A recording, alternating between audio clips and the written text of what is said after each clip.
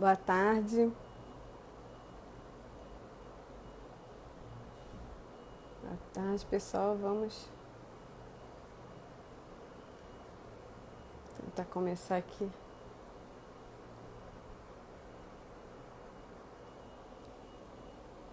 Deixa eu aceitar. Começa a funcionar. Rosália, eu já aceitei o seu pedido. Talvez dê um delay um pouquinho. Oi, conseguimos. Oi, Fernanda, estou aqui. Oi, tudo bem? Tá todo mundo me escutando direitinho, gente? Tá conectando aqui. Você tá me vendo? Eu tô. Tô te ouvindo melhor do que te vendo, mas tô te vendo. Agora eu tô Agora me tá vendo. ótimo. Sim, Vou botar o microfone, tá? Para ver se melhora. tá ótimo. Tá ok? O som já tava bom, mas eu acho que o microfone fica melhor. Só um instantinho. Eu acho que é melhor sem microfone, porque senão não tem como apoiar. Vou bolar aqui um sisteminha, vamos ver. É porque eu não tenho aquele holder de celular. Ah, pois é, eu também tô improvisada aqui, pra falar a verdade. Espero que não caia meu celular no meio do caminho. Ok. Bom, gente, eu queria agradecer a presença de todos, a presença da Rosália. Meu nome é Fernanda Guber, eu sou professora do Instituto de Ciências Biomédicas da FRJ. E eu vou continuar, então, essa semana de lives que a gente está fazendo pela Semana do Cérebro, né? Então, comemoração à Semana do Cérebro.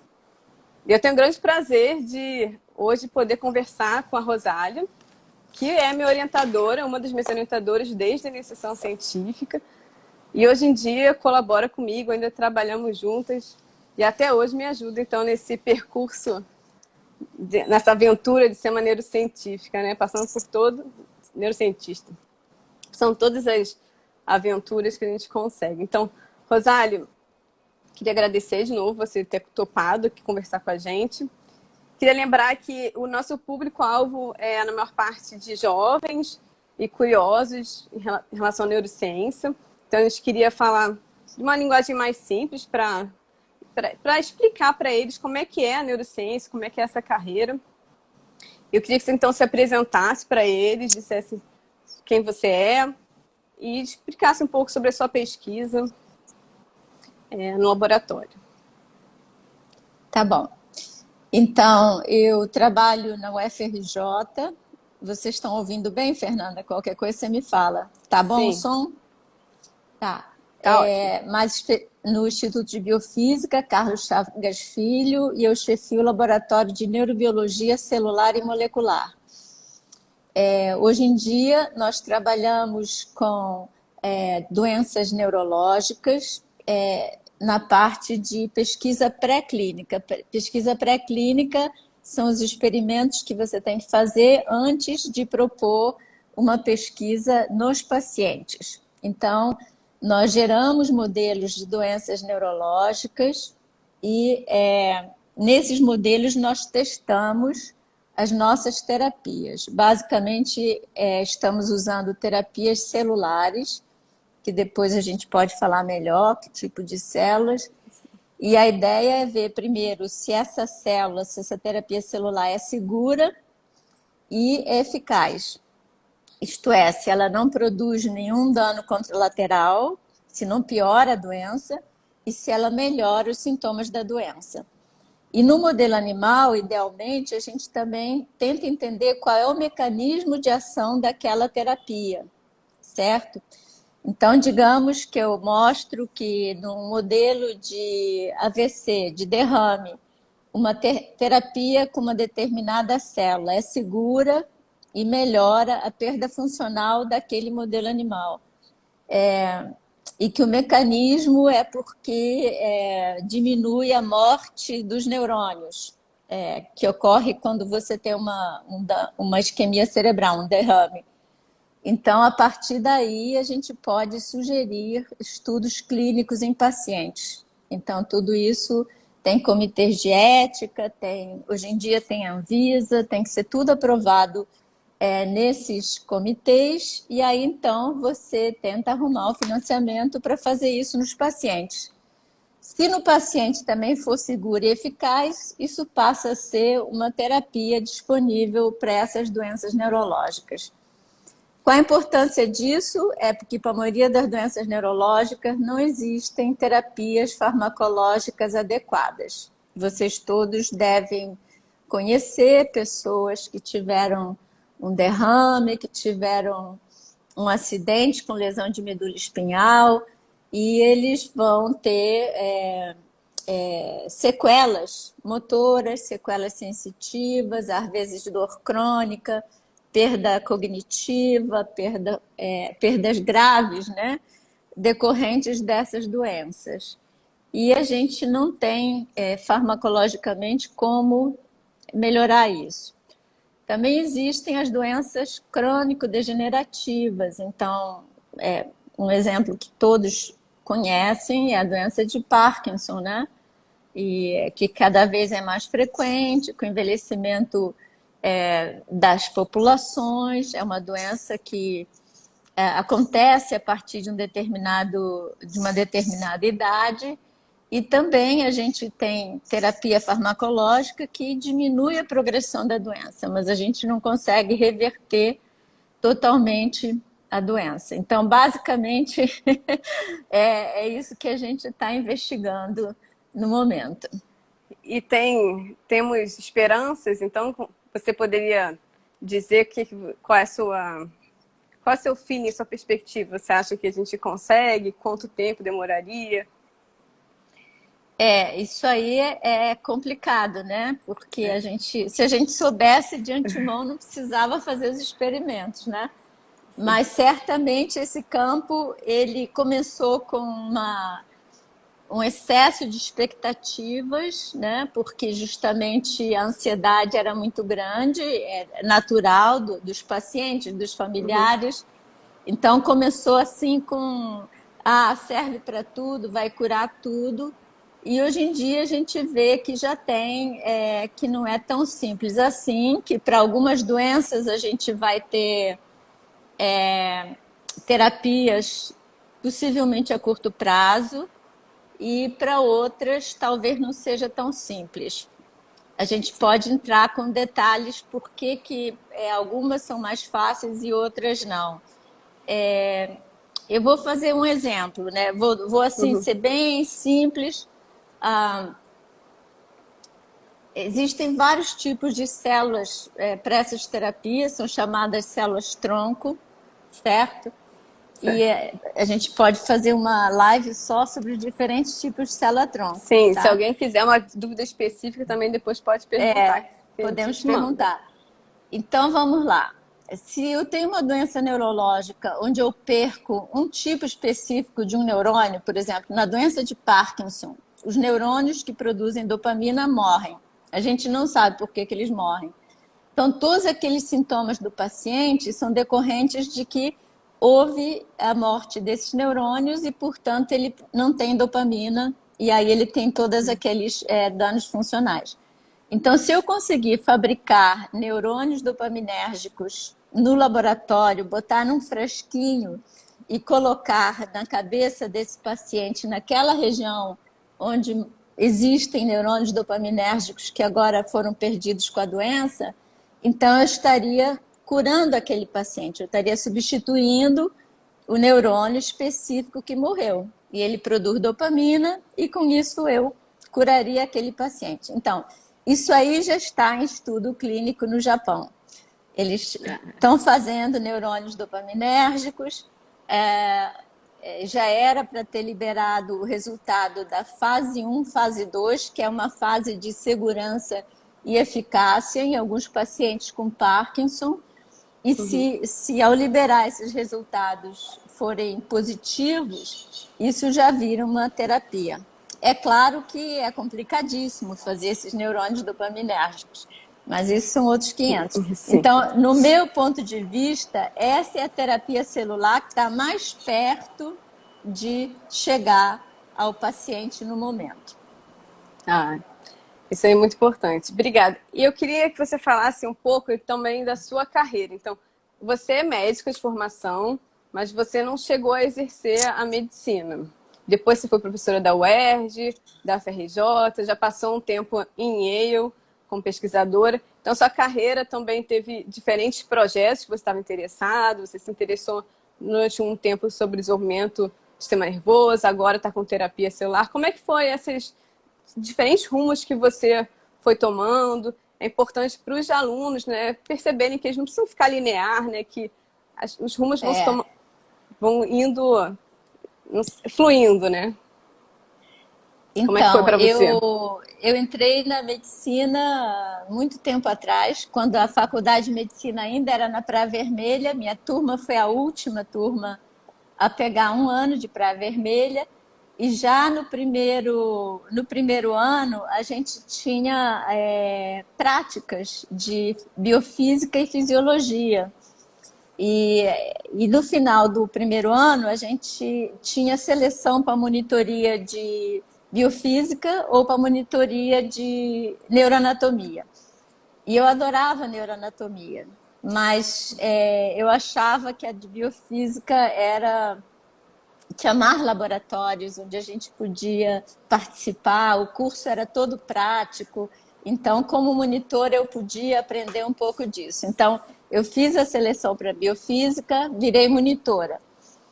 E aí, logo nas férias, teve uma seleção para ser IC, estagiária, que na época o doutor Antônio Paz de Carvalho chamava a gente de IPO, IPO graduandos. Nós éramos os IPOs, porque tem os undergraduates, né? Nós éramos abaixo de graduados, né? Então, nós éramos os IPOs, e então eu era monitora e estagiária do laboratório do Leopoldo Demés, mas o meu orientador de C era o Hatsaburo Massuda, que estava terminando o mestrado dele e começando o doutorado. Então, na verdade, a minha parte científica, os meus primeiros trabalhos e resumos foram em transporte de cálcio, a TPase, Nossa. cálcio dependente. E eu fui assim até o quinto ano, mas a gente era muito ativo, participava de muitos seminários, montava muitos seminários, foi ótimo. E, e aí no quinto ano eu decidi que eu queria, por causa da minha formação como médica, então eu dava plantão, fazia as coisas que a gente era obrigada a fazer. Eu queria algo mais sistêmico. E os dois sistemas que eu achava mais incríveis era imuno, sistema imunológico, e neuro. E eram Ah, os achei que você ia dois falar que... cardio, eu ficar assustada. Não, cardio é boring, é sem graça, né? Um coração que tem dois tipos celulares, bate. Cardio já se sabia tudo. Neuro e imuno. Imuno, então, era assim, milhões de coisas, milhões de células, milhões de mecanismos, tudo uma grande novidade. E aí eu fiquei em dúvida entre mudar para imuno e neuro, acabei indo para neuro no quinto ano. E aí comecei o mestrado no início do sexto ano. O doutor Chagas conseguia fazer internato em biofísica. Então, entrei para o mestrado no sexto ano, um pouco como o MD-PhD que tem agora hoje em dia, né? E aí eu fui trabalhar com o Carlos Eduardo Rocha Miranda e com a Leni Cavalcante. E aí a Leni estava começando a linha de desenvolvimento, o Carlos Eduardo trabalhava com sistema visual e a Leni estava trabalhando com desenvolvimento do sistema visual. Então, a minha tese de doutorado foi no desenvolvimento do sistema visual. E aí eu fui fazer um pós-doutorado fora. E eu escolhi a Martha Constantine Patton, que estava se mudando para Yale, e foi ótimo, foi assim uma grande experiência. Fiquei 2 anos e meio lá e voltava todo ano. Tivemos uma grande colaboração. A Fernanda foi também trabalhar com A a Marta é Marta, mas maravilhosa, é. quando ela já estava em Boston, né, no MIT. É.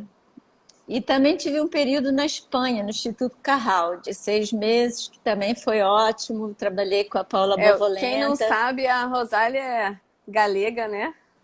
Eu sou galega. Então, Mas aí eu fui para estava em casa. Madrid, porque na Ah, Galícia então. não tinha, não tinha um laboratório, mas enfim. É, Madrid, isso é preconceito dos galegos, os madrilenhos são ótimos. Enfim, e aí, como é que eu cheguei nas células-tronco, né? Então, É, trabalhando com o sistema nervoso em desenvolvimento, começaram a surgir a ideia de que o sistema nervoso adulto tem células-tronco, tá? Então, isso foi uma coisa que foi descrita pelo Altman há muito tempo atrás, na década de 60, e em ratos. Ele viu umas células se dividindo no rato adulto e ele sugeriu que eram novos neurônios sendo gerados. E isso foi considerado assim, esse cara tá maluco, né? E um aluno de doutorado viu isso em primatas, em macaco. E também não, você está fazendo algo errado. Esse cara, eu vi uma entrevista dele, ele desistiu da carreira científica e foi ser médico, porque ninguém acreditou nos dados dele. E, na verdade, é porque não existiam técnicas suficientemente poderosas para mostrar que isso era verdade.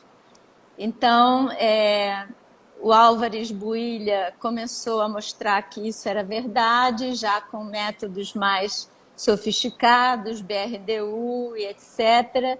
E aí essa ideia de que existem células-tronco no sistema nervoso adulto capazes de gerar novos neurônios. Então, isso mudou, foi uma quebra de um paradigma na ciência.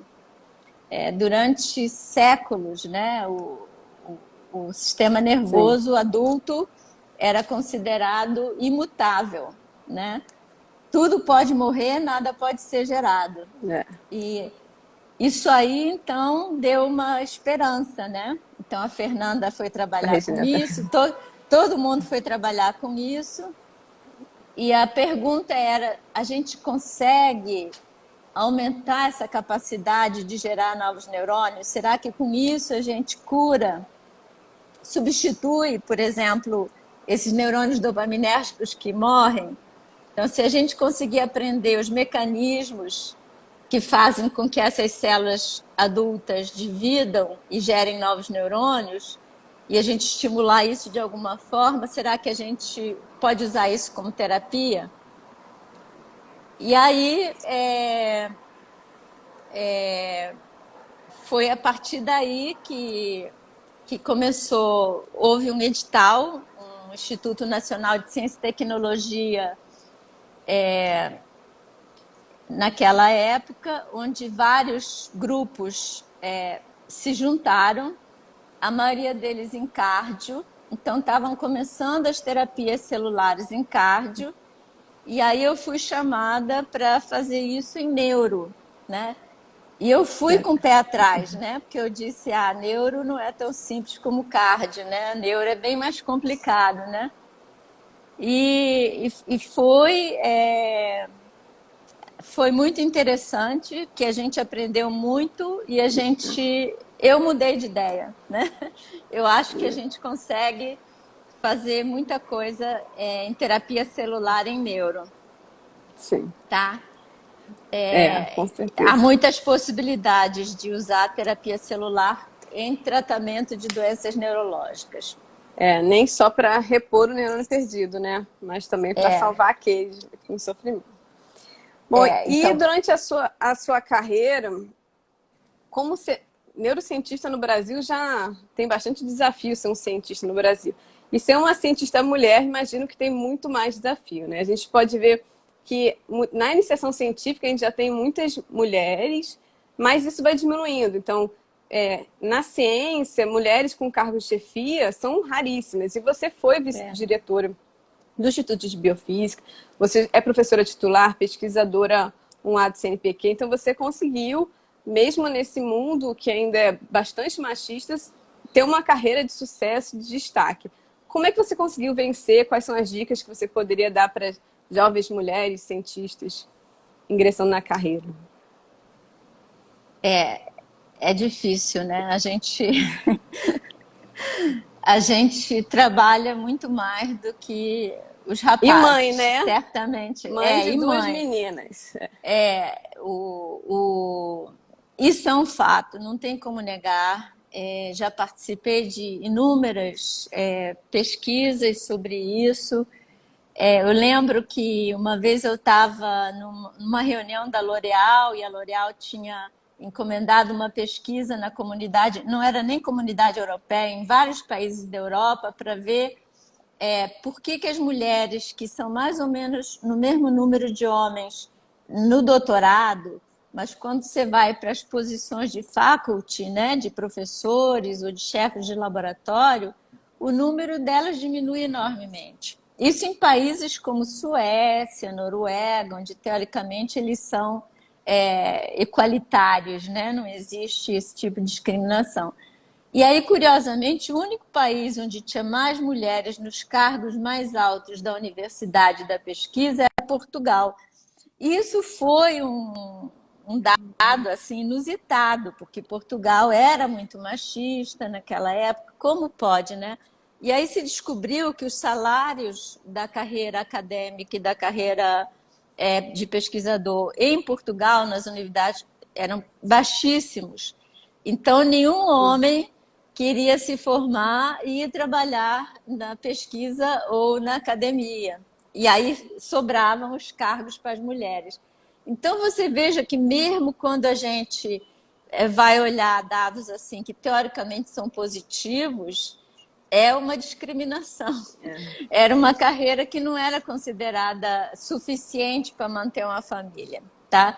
Então, assim, existe, não tem jeito.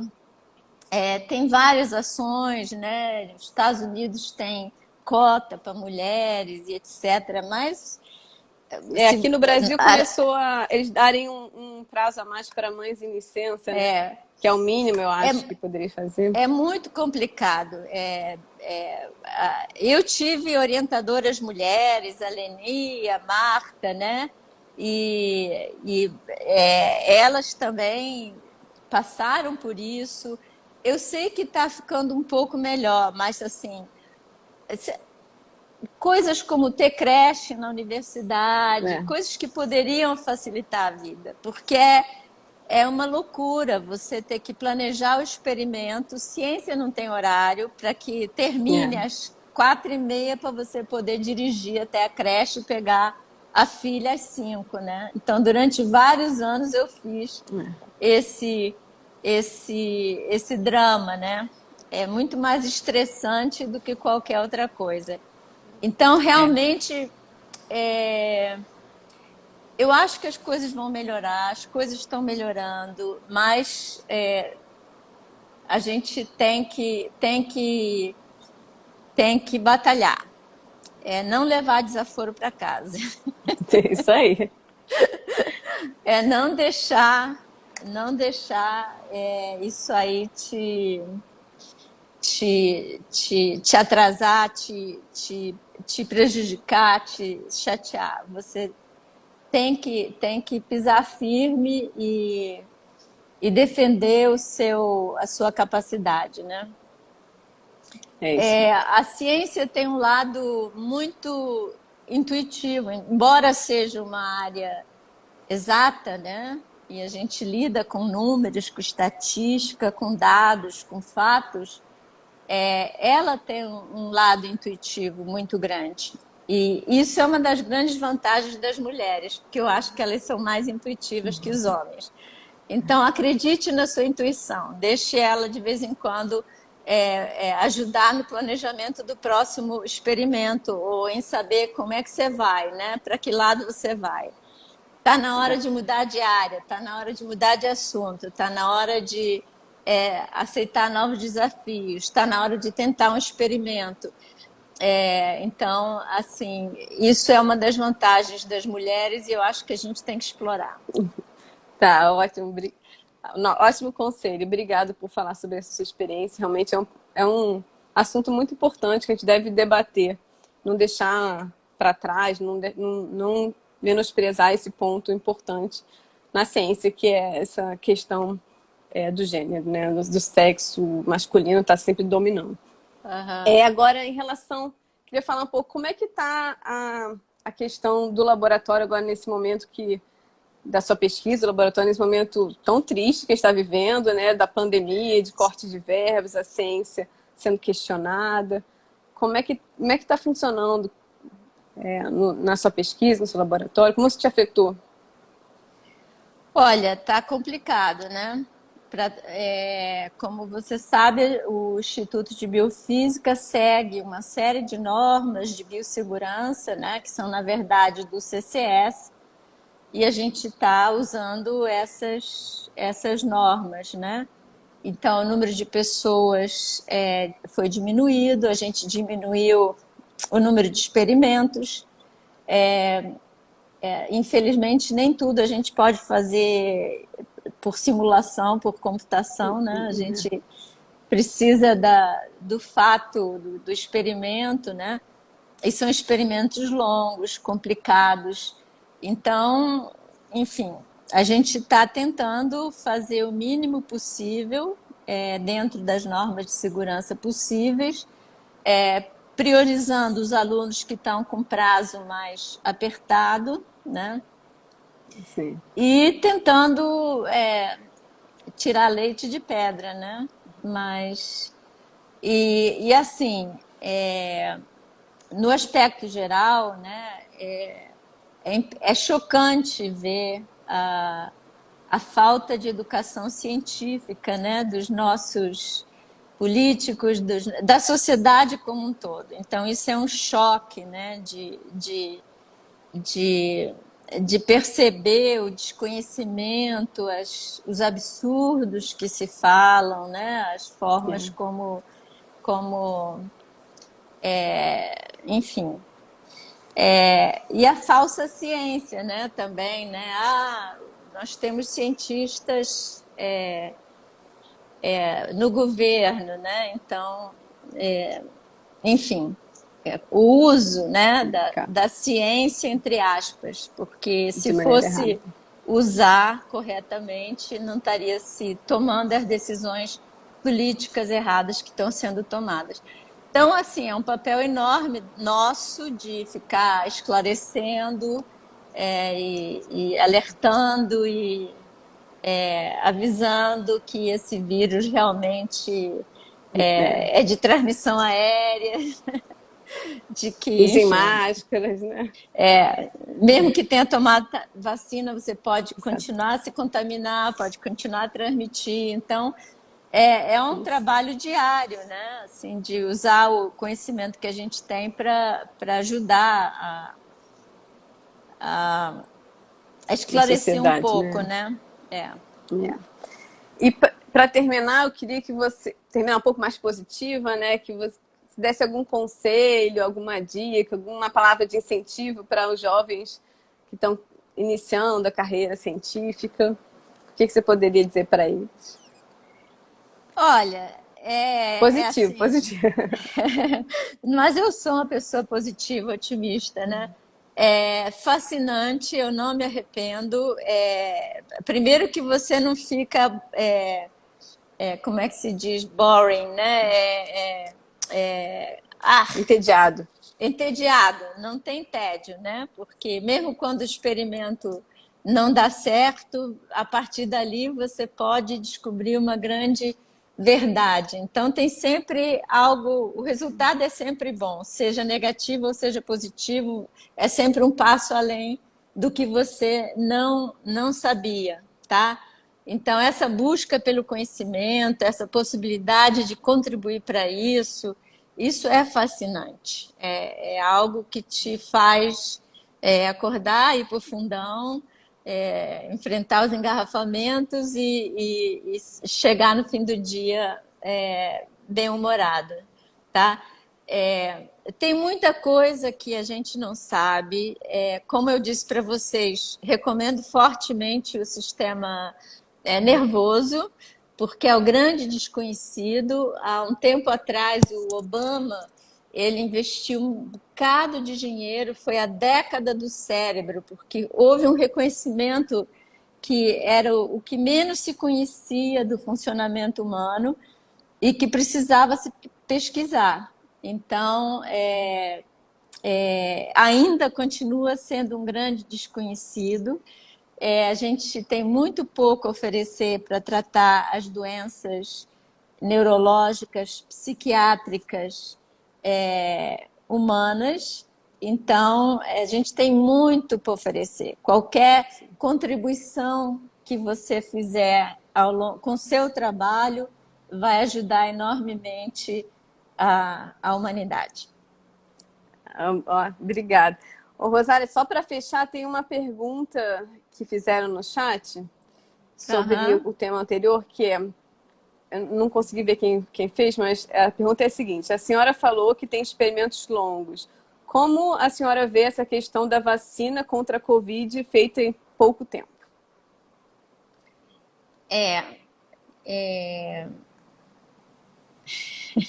Na sua área de especialidade, né? Então, não sei. Não, tudo bem. Foi feita, mas foi feita seguindo todas as normas, certo? Então, todas as normas de segurança. Como eu falei, né, tudo tem que ver primeiro a segurança e depois a eficácia. Pode ser um medicamento seguro, mas que não tem nenhum benefício, então não serve, né? Ou pode ser um medicamento ótimo, mas que tem efeitos colaterais terríveis. Então, você cura uma coisa, mas introduz outra. Como foi o caso da talidomida, né? Que não se sabia que grávida não podia usar a talidomida, certo? Mas ela é ótima, ela ainda é um tratamento para várias doenças, tá? Então, tá certo, mas a vacina é segura por todos os critérios. E assim, o nosso sistema de avaliação, a Anvisa, é extremamente sério. Eu já fui de comitês da Anvisa de terapias celulares e eles são um saco. Eles são extremamente detalhistas, extremamente sérios. Então, a gente pode confiar que checaram tudo. Agora, o que a gente não sabe é que a pandemia é uma coisa a longo prazo, certo? A gente não sabe se essa vacina vai proteger durante um ano, vai proteger durante 2 anos ou vai proteger para o resto da vida. Isso só o passar do tempo é que vai nos dizer. Então, existem fatos sobre a vacina que só o tempo vai nos dizer. Mas tudo que tem surgido até agora é que ela é segura e ela é eficaz para diminuir o número de casos, como em Israel, e o número, obviamente, diminuindo o número de casos, vai diminuir o número de mortes, né? Porque as mortes é um percentual do número de casos, então uma coisa decorre da outra. Ela não impede que o vírus te infecte, tá? Mas ela impede que você adoeça gravemente. Então, isso já é uma grande vantagem. Sim. Tá certo? Tem mais perguntas aqui. Agora sobre terapia celular.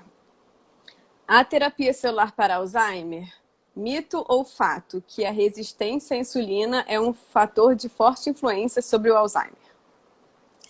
Então, essa é a área da Fernanda De Felice e do Sérgio Ferreira, e de outras pessoas do ICB.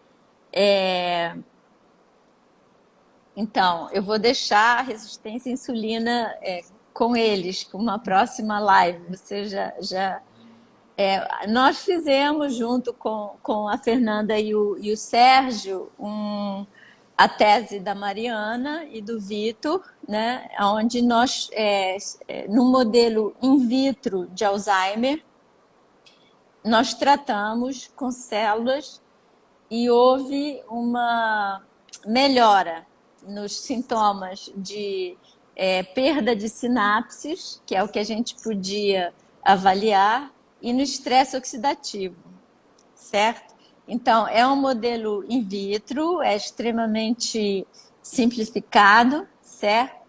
Mas a gente tem planos de continuar esse trabalho agora num modelo em vivo, num projeto que foi aprovado, onde o Sérgio participa. Então, essa é a linha que o Sérgio propôs. O que a gente faz, então, é a gente oferece as células. Então, que células que seriam interessantes para essa terapia? Qual o mecanismo que elas podem estar atuando, certo? Então, eu acho que o que nós temos até o momento é que pode ser que a terapia celular seja uma opção para diminuir a progressão da doença. Então, como a Fernanda falou, nem sempre a gente vai se propor a curar a doença.